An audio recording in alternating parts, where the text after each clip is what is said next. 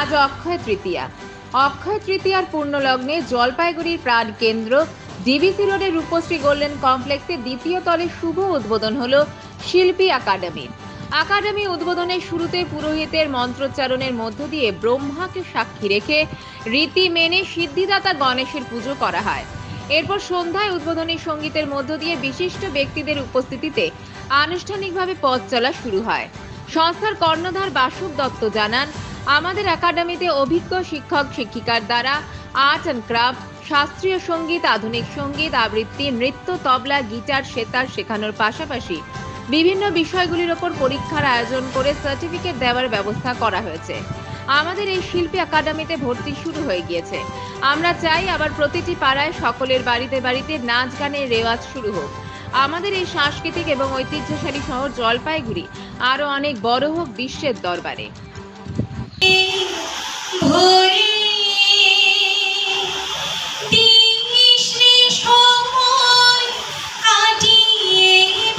আমরা বেসিক্যালি জলপাইগুড়িতে একটা নতুন ধরনের চিন্তাধারা শুরু করতে যাচ্ছি। আজকে তার শুভ উদ্বোধন। আমাদের সংস্থার নাম হলো শিল্পী। আমাদের ট্যাগলাইন হচ্ছে to find an artist in you. আমাদের মেন উদ্দেশ্য হচ্ছে যে আমরা আজকে ধরুন যখন ছোট ছিলাম আমরা, তো ওই ৯৯-৯০ সালের এই জমানাটায় আমরা দেখতে পেতাম যে প্রত্যেকটা পাড়ায় পাড়ায় বিভিন্ন রকম অনুষ্ঠান হতো। ধরুন পয়লা বৈশাখ হতো, ২৫শে বৈশাখ হতো, নজরুল জয়ন্তী হতো এবং আরও নানা রকম সাংস্কৃতিক অনুষ্ঠান হতো, যেটা আমরা চোখে দেখতে পারতাম। কিন্তু বর্তমানে আমরা সবাই এই মুঠোফোনের জগতে এই সমস্ত জিনিস খালি মোবাইল হ্যান্ডেল করে বেড়াই, কিন্তু আমাদের বাচ্চারা কেউ কিন্তু সেই অর্থে নাচ গান আবৃত্তি এগুলো তো শিখছে ঠিকই, মানে অ্যাকচুয়ালি টাইমটা কাটাচ্ছে মোবাইলের উপরে। তো আমরা অনেকে অনেক দিন ধরে আমরা চিন্তা ভাবনা করলাম যে এমন একটা কিছু যদি জলপাইগুড়িতে করা যায়, যে জলপাইগুড়ির যে যে প্রাচীন, যেটার জন্য জলপাইগুড়ি বিখ্যাত, জলপাইগুড়ি হেরিটেজ, জলপাইগুড়ি কালচার যাতে ফিরিয়ে আনা যায়। তো সেই জন্যই আমরা এই শিল্পীটা তৈরি করেছি। সমস্ত রকম জলপাইগুড়ি শিল্পী যে সত্তা, সেটাকে আবার ফিরিয়ে পাওয়ার জন্য আমরা চেষ্টা করছি যে সমস্ত বাচ্চারা ধরুন বিভিন্ন রকম বড় বড় স্কুলে পড়ছে, তারা তো বিভিন্ন রকম আর্ট ক্রাফট এগুলো তো সুযোগ সুবিধা পাচ্ছে, কিন্তু যারা একটু ধরুন দুর্বল ফ্যামিলি থেকে, দুর্বল ফ্যামিলি কথাটা আমি কেন বললাম, আর্থিকভাবে একটু পিছিয়ে পড়া ফ্যামিলি রয়েছে, যারা বড় বড় ফিস দিতে পারছে না, তো তাদেরকেও তো খুঁজে বার করার দায়িত্বটা আমাদের সবার, তাই নয় কি?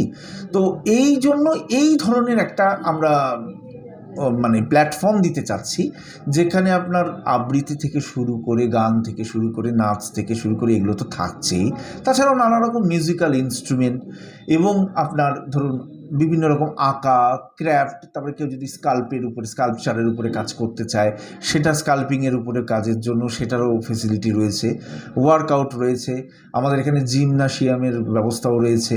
তো এছাড়াও আমরা নানা রকম ধরুন যোগা, মেডিটেশন, অ্যারোবিক্স এগুলো নর্মালি আমরা করে থাকি।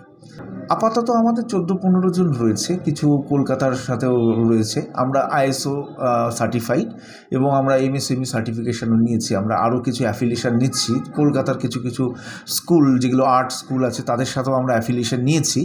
আমরা দেখতে চাচ্ছি যে জলপাইগুড়ি শহরে যাতে সবাই বাড়ির সন্ধ্যাবেলায় যেন আবার ধরুন তবলার আওয়াজ বা কেউ গান প্র্যাকটিস করছে, এই জিনিসটা যাতে ফিরিয়ে আসে আর একই ছাদের তলায় নিয়ে আসতে চাচ্ছি, যাতে মানুষের সুবিধা হয়। কেউ আর্ট শিখছে, সে যদি মনে করে আবৃত্তি শিখবে, সেও এখানে শিখতে পারে। এটা আমাদের সপ্তাহে ৭ দিনই খোলা থাকবে। শুধু বাচ্চারাই নয়, ধরুন যারা এই পরিবারের সংসারের চাপে কেউ খুব ভালো নাচ করতে পারতো, কিন্তু ছেলে মেয়ে মানুষ করতে গিয়ে তারা সেই নাচটা প্র্যাকটিস করতে পারছে না, তারা যাতে আবার পুনরায় সেটাকে শুরু করতে পারে, বেসিক লেভেল থেকে অ্যাডভান্স লেভেল আমরা সম্পূর্ণটাই এখানে করাবো।